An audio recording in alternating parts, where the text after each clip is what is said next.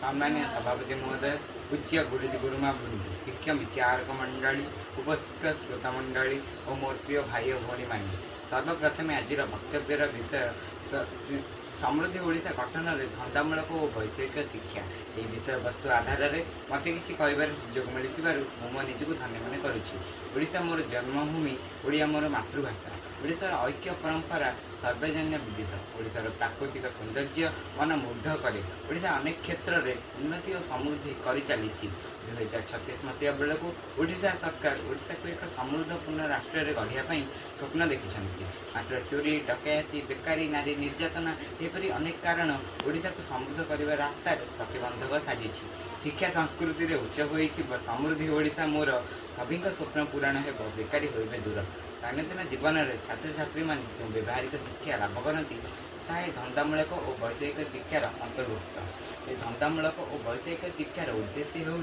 छात्र छात्री मध्य जो गोटे विशेष कौशल ज्ञान रही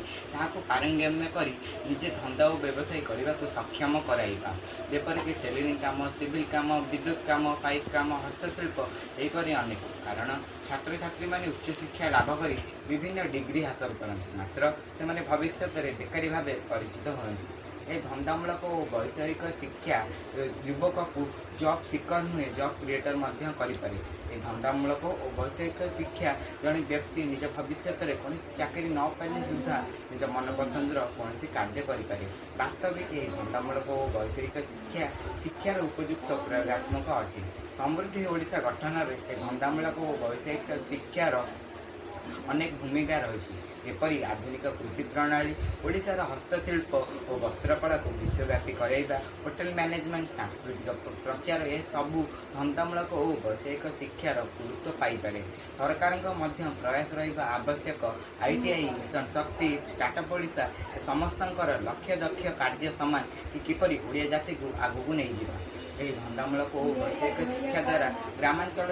युवपीढ़ी मैंने बाहर को जावा ह्रास पाइब से निज अंचल ही कौन से कार्य करी किंबा सेवा केन्द्र खोली उपयुक्त रोजगारक्षम हो पार जहाँफल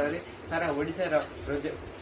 अर्थनीति शक्तिशाली हेब मु बलदेव जीवठारे एति प्रार्थना करुच्ची एपरी 2036 मसीहा बेलू ओडिशा समृद्धर स्वाद आस्वादन कर मो वक्तव्य शेष करुच्ची। जय हिंद जय भारत।